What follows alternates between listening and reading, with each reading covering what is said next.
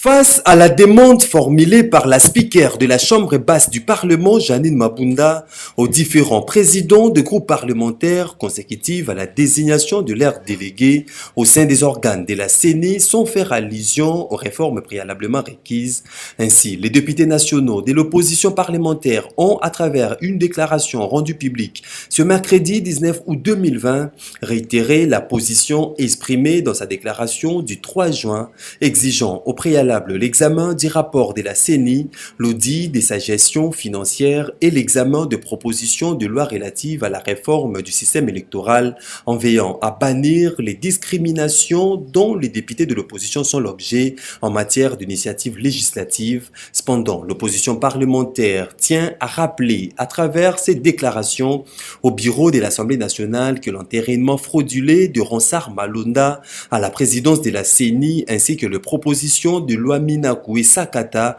ont provoqué en juillet dernier de manifestations sur l'ensemble de la République et causé de pertes en vies humaines. S'obstiner à faire passer subtilement cet entérinement, estime-t-il, est une insulte à la nation et une déclaration de guerre contre la population. Pour ce faire, l'opposition parlementaire s'insurge contre ce manœuvre du bureau de la dite Assemblée et exhorte ses membres à prendre conscience de la hauteur des responsabilités qui sont les leurs,